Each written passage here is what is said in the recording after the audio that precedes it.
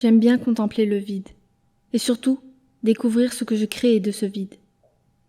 Ce qui vient de moi et va à moi, indépendamment de toute influence parasite sensorielle, comme lorsque l'on se confronte au mutisme insensible de la nuit, comme lorsque l'on ferme les yeux avant de s'endormir, comme lorsque notre liberté s'exprime dans le rêve. Mais tout ça, c'est un luxe que je ne peux plus m'offrir, que bien peu de gens peuvent s'offrir d'ailleurs, car cela fait bien 10 ans que l'on ne dort plus. Maintenant, on charge.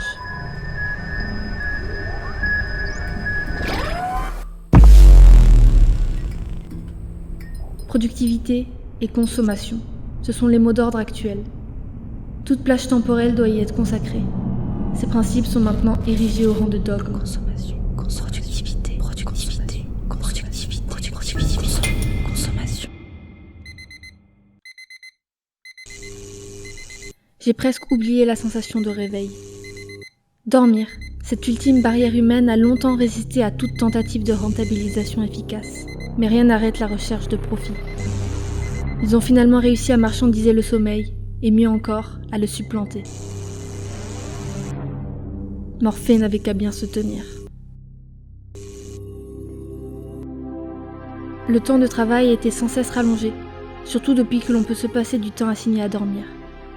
On n'a pas vraiment eu le choix. Si on veut travailler le nombre d'heures minimum à une vie décente, le sommeil n'y a plus sa place.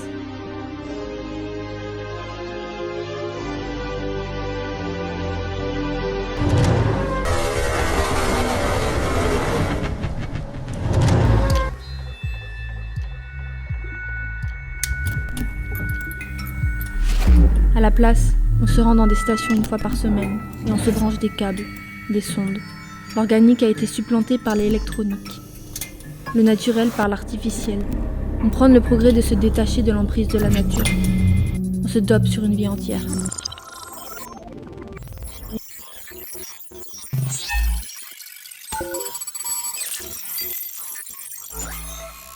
Inhibition de mélatonine, encodage de la mémoire procédurale, gestion du système glymphatique. Le sommeil a été étudié sous toutes ses coutures et ses mécanismes artificialisés. Une nouvelle routine bien instituée. Un temps de vie éveillé plus long. L'exploitation maximale de notre temps éveillé. On a maintenant tout notre temps pour produire et consommer.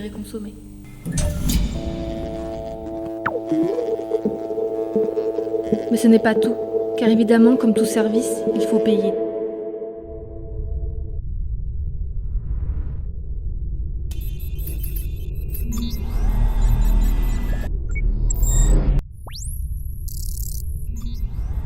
Et si on ne peut pas payer en argent, on paie avec une autre de nos ressources si convoitées, notre attention. On paie en visionnage de publicité et stimulation neuroélectrique. On prostitue notre tête.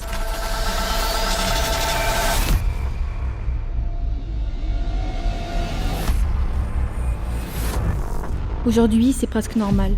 On paie beaucoup de choses avec notre attention. Les rues et voies publiques, les services connectés, les transports.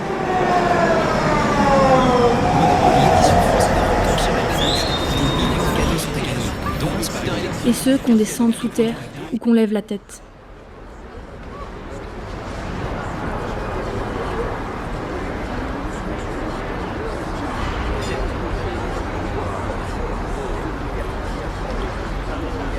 Même quand on rentre chez soi, cela ne s'arrête pas, loin de là.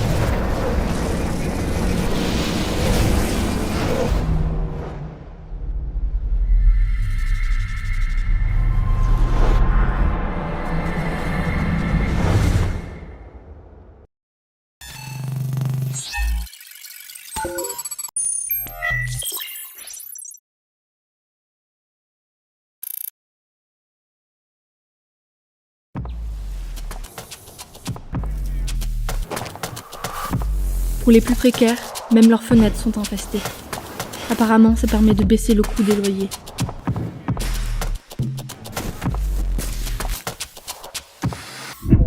Drôle de chose que de regarder le monde à travers la publicité.